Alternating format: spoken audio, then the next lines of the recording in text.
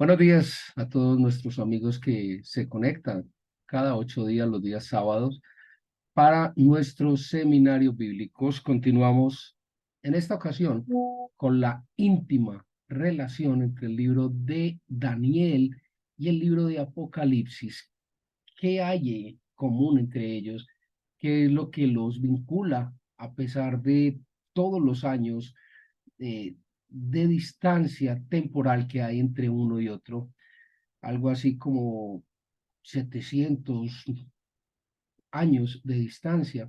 Es decir, no había absolutamente ninguna posibilidad de que Daniel se hablara con Juan y se pusieran de acuerdo para escribir lo mismo, ¿sí? Entonces, es bien interesante esta relación porque a través de Daniel logramos comprender un poco mejor lo que dice Apocalipsis. Y todo esto enmarcado en la palabra de Dios, es decir, escudriñad las escrituras, como lo hemos dicho en nuestras reflexiones bíblicas de los martes y los jueves, eh, para poder entender aún dentro de la misma Biblia qué es el mensaje, qué es lo que hay allí oculto y bajo una premisa que creería yo que es fundamental y es la premisa de que la Biblia es suficiente. La Biblia es suficiente. Listo. Así las cosas, el día de hoy vamos a empezar a hablar de Apocalipsis 1. Antes de entrar a discernir, de entrar a analizar un poco lo que es Apocalipsis 1, yo creo que es necesario empezar a hacer una contextualización de Apocalipsis y de quién es Juan, el que escribe Apocalipsis. Existen varias corrientes frente a Apocalipsis y frente a Juan. Respecto de Juan hay una tremenda diferencia de criterios frente a si este Juan es el mismo Juan del Evangelio de San Juan o por el contrario es otro Juan.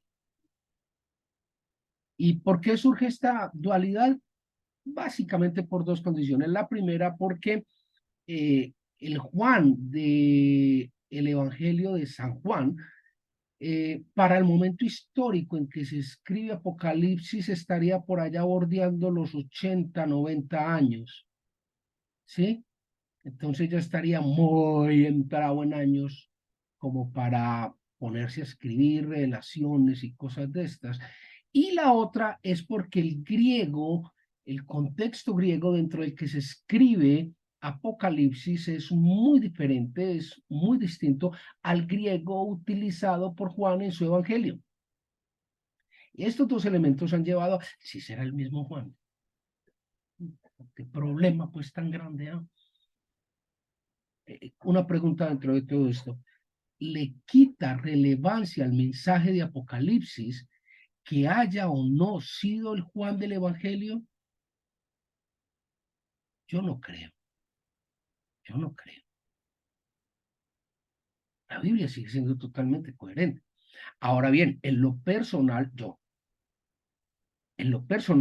yo pienso que sí, en efecto, es el mismo Juan del Evangelio según San Juan. Y ya vamos a ver unos elementicos que nos llevan a pensar en eso, unas condiciones históricas y cognitivas que nos llevan a pensar en eso. Ahora bien, frente al libro como tal de Apocalipsis hay tres corrientes. Una corriente que es preterista, es decir, que dice que todo lo que se habla y lo que se plantea en Apocalipsis ya ocurrió, está en la historia, es un momento histórico.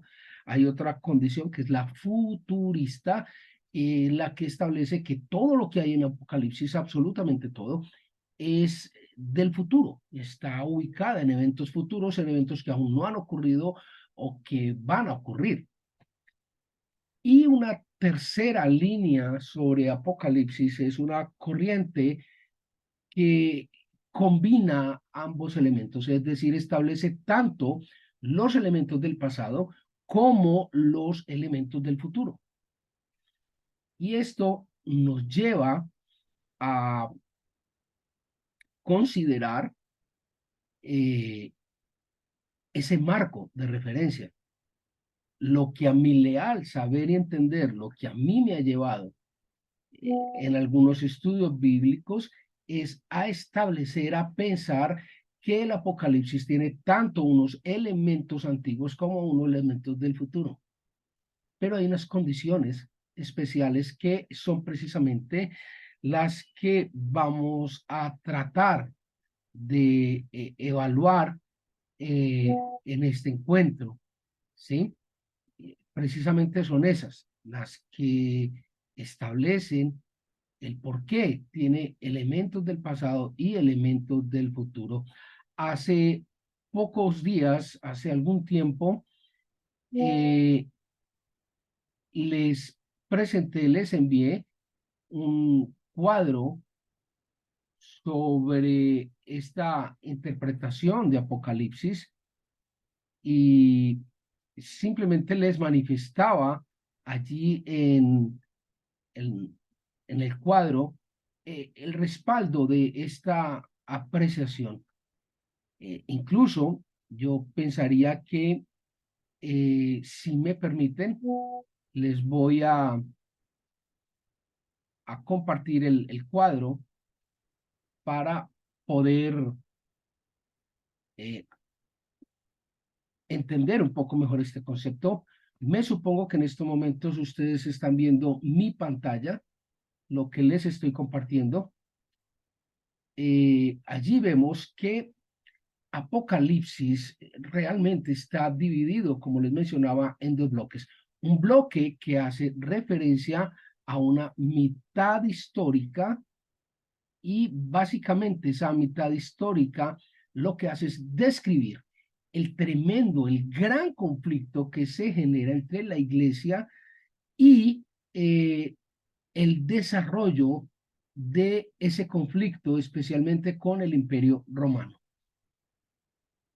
Y la otra parte de Apocalipsis es la que hace referencia a una mitad escatológica, es decir, la culminación, el cierre, el final, el desenlace de ese gran conflicto a futuro.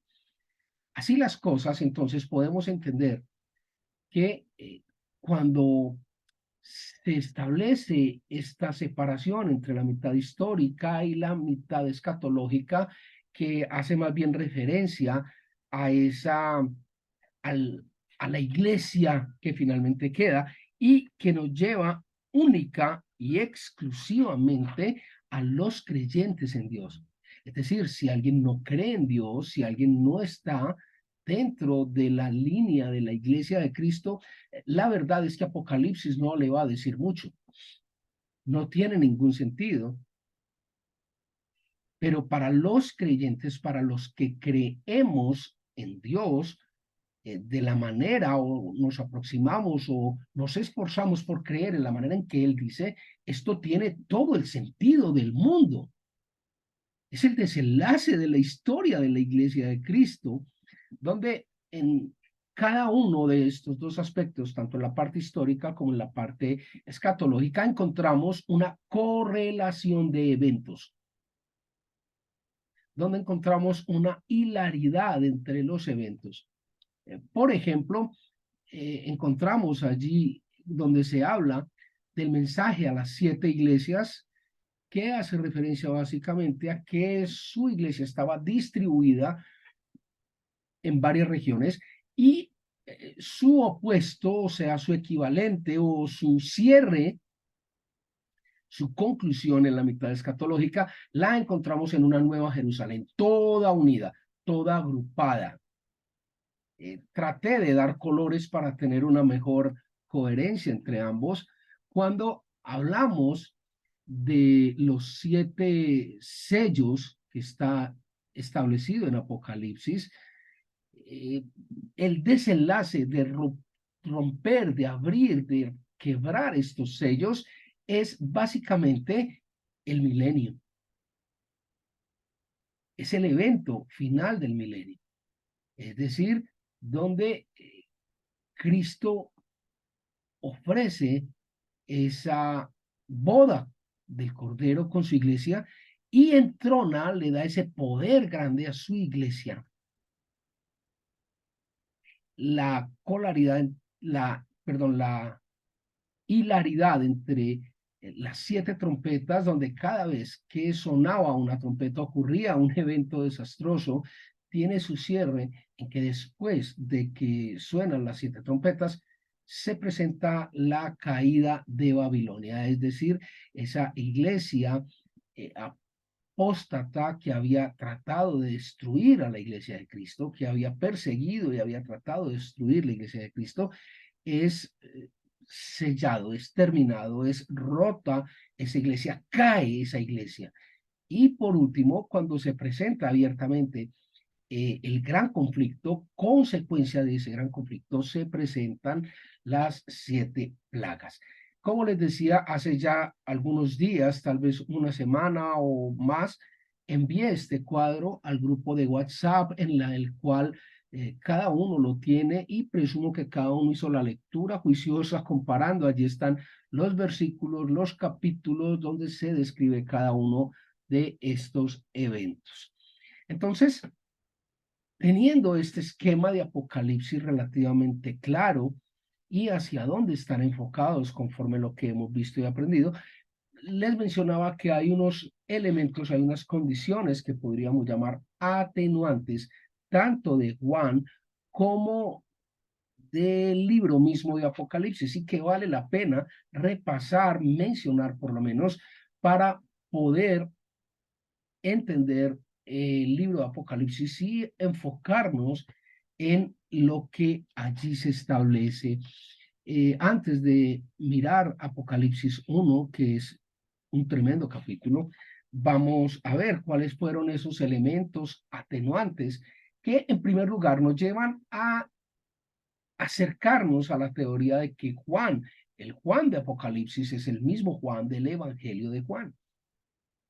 Y son unos elementos muy particulares. El primero de ellos es que Juan presenció el momento histórico en que el Bautista, Juan el Bautista, primo hermano, primo segundo de Jesús, estaba bautizando a Jesucristo en el río Jordán.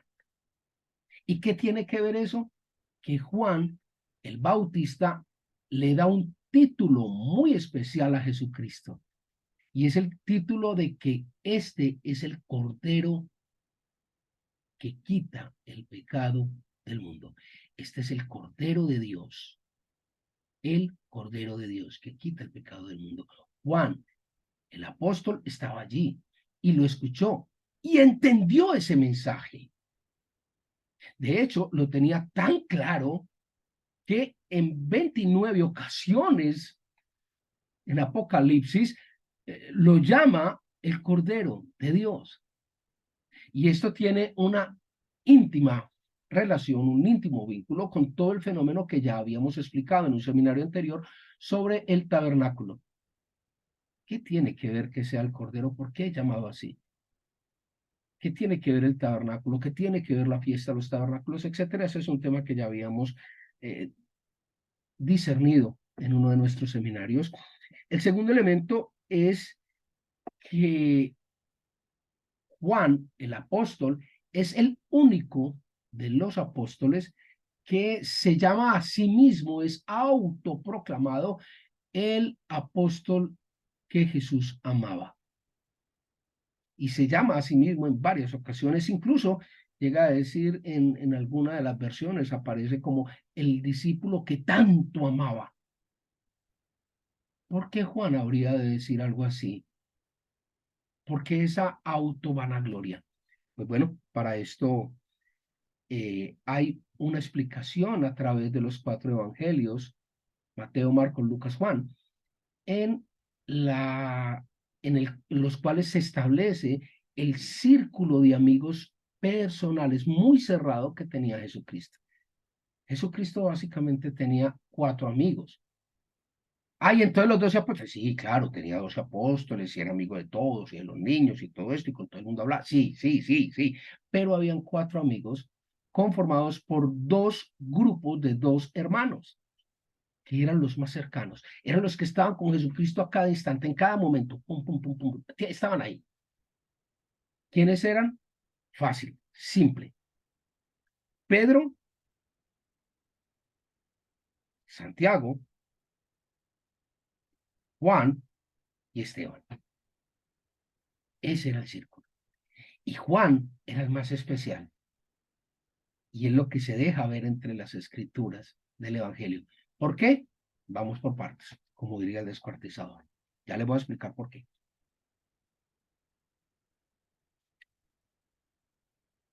Uno de esos elementos atenuantes y que tiene que ver por qué Juan era el, el apóstol amado de Jesús es porque Juan estuvo al lado de la cruz con María, la madre de Jesús. Juan se aguantó ese golpe todo el tiempo. Estuvo ahí, pendiente, al frente, al lado de la cruz. Y esto es particularmente delicado. ¿Por qué? Porque los otros 10 apóstoles se habían dispersado, incluido Pedro, incluido Santiago. ¿Me hago entender? Y Juan estuvo ahí, presente, atento, juicioso. Juan estuvo presente, como decíamos, en el momento en que el Bautista llamó a Jesucristo el Cordero de Dios, que quita, ya no tapa, quita el pecado del mundo. Juan fue el único de los apóstoles que entendió claramente la despedida y la profecía de Jesucristo, donde él establecía, eh, volveré sobre las nubes, en el cielo volveré, así como me habéis visto partir, volveré. Lo encontramos allí en Mateo 24:30, cuando Jesucristo hace esta promesa y esta profecía, porque es una profecía de que él volvería. Y Juan lo entendió, lo tuvo clarísimo, dijo, lo cogí, ya entendí. Y estos elementos llevan a que Juan precisamente sea el elegido de Dios, el elegido por Jesucristo para poder escribir Apocalipsis. Juan lo entendió. Juan era un muchacho cuando llegó a las listas de Jesucristo. Cuando se listó en la vida apostólica con Jesucristo, Juan era un niño, tendría, no sé, tal vez 14, 15 años. Es algo que más adelante vamos a tratar de ver. ¿Sí? Juan tenía unos antecedentes familiares de una familia de fe, de una familia muy educada, muy formada a la luz de la palabra, de los profetas, de la escritura. Y esto llevó a que la mamá de Juan le hiciera una petición a Jesucristo complicada. Y es una petición que va más allá del entendimiento, pero que estaba fundamentada precisamente en esa cercanía que tenía Juan con Jesucristo. ¿Y cuál fue esa petición? Señor, yo te voy a pedir a ver si es posible que mis 2 hijos, Juan y Santiago, estén al lado tuyo en el cielo, uno a la derecha y otro a la izquierda. Y ahí fue cuando Jesucristo le dijo, no, no tenés idea de lo que me estás pidiendo. No depende de mí, pero me estás pidiendo un exabrupto. Ellos no son capaces, o si serán, de tomar el cáliz que yo voy a tomar. No tienen cómo. Pero hasta ese punto de confianza, hasta ese nivel de cercanía, llegaron los apóstoles con Jesucristo. ¿Cuáles apóstoles? Pues Juan y Santiago. Estamos hablando de ese grupo cercano. ¿Sí? Eh, Hay un elemento que es muy, muy importante, muy relevante de la historia de Juan. Y es que a Juan le tocó vivir en carne propia, le tocó toda la experiencia vivencial del desarrollo crítico del Imperio Romano. Tremendo, tremendo. ¿Por qué? Pues muy sencillo. A Juan le tocaron varios emperadores romanos. Le tocó, precisamente en el año 10 después de la era cristiana, eh, el mandato o el gobierno de Augusto, el emperador Augusto. Cuando Augusto cae 4 años más tarde, sube al Imperio Romano Tiberio. Cuando Tiberio cae, 23 años más tarde, casi no sale del gobierno, le toca nada más y nada menos que el gobierno de Calígula. Calígula, más torcido que una raíz de un árbol. Bueno, el gobierno de Calígula, por razones muy sencillas, eso fue en el año 37 después de la era cristiana, duró poco, duró realmente 4 años, y Calígula fue a su vez reemplazado por uno de los emperadores más importantes que ha tenido la historia del Imperio Romano, Claudio. Claudio, que entre otras cosas se encontró eh, el poder del Imperio Romano encontrado, porque Claudio lo montaron de una manera burlesca debido a sus defectos. Claudio era gago, tenía un tremendo Parkinson, era cojo, tenía un piecito más largo que el otro, eh, y era tomado como un tonto, como un bobo, como un estorbo dentro de la corte.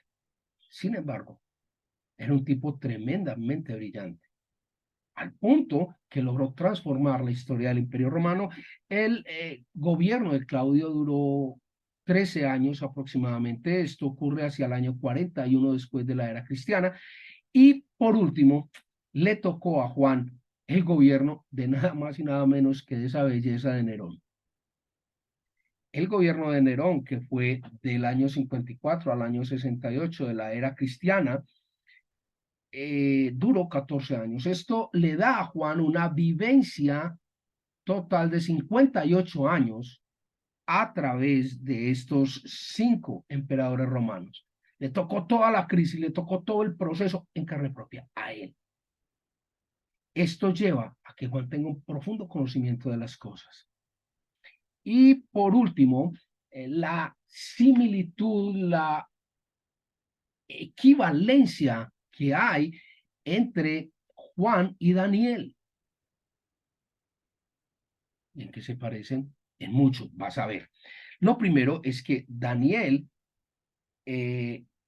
Juan empieza a acercarse cuando era un niño a Jesús y es constituido apóstol cuando tenía cerca de 17 años. A los 17 años ya Juan está encarretado, está enfilado en las cosas de Cristo y acompaña todo este proceso que hemos hablado y la historia de Jesucristo hasta los 85 años. Es decir, estuvo 68 años al servicio y al lado de Jesucristo. Le tocó todo el paseo, todo completico a Juan. De los 17 a los 85 son 68 años de permanencia al lado de Jesucristo y en las cosas de Jesucristo. De alguna manera fue Juan el que se encargó de María, la madre de Jesús, cuando éste partió en la muerte de la cruz. Ahora bien, ¿esto en qué se parece? ¿Cuál es el símil con Daniel? Muy sencillo. Daniel, desde los 17 años, recuerdan cuando hablamos de Daniel en el libro anterior, en la primera parte de este seminario, empezó a ir a estudiar a Babilonia y a meterse en los asuntos de Dios, de los otros profetas, de Isaías. Recuerdan, lo hablamos en ese momento, tenía 17 años y hasta los 90 años estuvo recibiendo revelación de Dios, estuvo recibiendo instrucciones de Dios, estuvo dando cumplimiento a las órdenes de Dios. Esto nos lleva a 73 años de servicio. Ambos empezaron a los 17, ambos finalizaron cerca de los 80, 90 años y ambos estuvieron consagrados a las cosas de Dios. Ahora bien, esto en cuanto a Juan. ¿Por qué pensar que Juan, si era el mismo Juan del Evangelio? Pues allí hay unos elementos que cada uno de ustedes juzgará o estudiará si es o no. Y como les decía al principio de nuestra disertación del día de hoy, ¿qué le quita o qué le pone a que sea o no el mismo Juan a Apocalipsis? Nada, ni le quita ni le pone. ni le da ni le quita. El libro de Apocalipsis es una cosa escalofriante. Pero bueno, ¿qué otro elemento encontramos dentro de este libro de Apocalipsis? Primero, son los números. Hay unos números que se vuelven típicos en Apocalipsis. Por ejemplo, hay varios números, pero se me ocurren ahora el 7, el 12, el 4, el 3. ¿Por qué? 7. El 7 sale cantidad de veces en Apocalipsis. Son 7 iglesias, son 7 ángeles, son 7 sellos, son 7 trompetas, son 7 plagas. El 7 está por todas partes. El 12, son 12 puertas que se abren, son 12 tribus de Israel, son 12.000. 12.000 por 12, 144.000. Ah, ya la cogí. Y de igual manera, el 3 y el 4 aparecen sistemáticamente en Apocalipsis. 3 por 4, 12. Wow. Por lo menos en matemáticas no fue bien.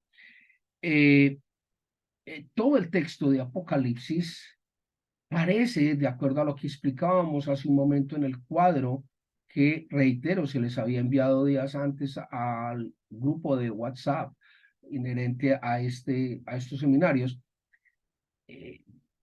Es un libro que está escrito en una figura literaria conocida como el quiasmo. El quiasmo es una figura literaria en la cual básicamente tenemos una lista y hacemos como un espejo de esa lista, pero contraria a la primera. ¿Me hago entender? Una lista que es espejo de la otra, pero tiene planteamientos contrarios, siendo la misma lista, plantea cosas distintas frente a la primera, contrarias, no distintas, contrarias. Y es por eso que podemos llegar a la conclusión de que la primera mitad es una mitad de eventos históricos y la otra mitad es una mitad de eventos futuros escatológicos que, como les decía, aplican única y exclusivamente para el creyente. Me refiero al contexto, o sea, Apocalipsis le aplica a toda la creación y tiene incidencia en toda la creación, en los creyentes y en los no creyentes, en los que siguieron las cosas de Dios y en los que no siguieron las cosas de Dios, pero que tiene sentido, cobra sentido, adquiere fuerza en las manos del creyente. ¿Por qué? Porque le da sentido a todo el resto de la escritura. Es el cierre, es el fin de la historia. Es por eso que es tan importante, a eso me refiero. No a que no le pase nada a los que no creyeron, no, no, momento. Sí, claro, pero tiene sentido, cobra fuerza para el creyente. Listo. Esto básicamente es lo que hay que tener en cuenta para empezar a abordar Apocalipsis.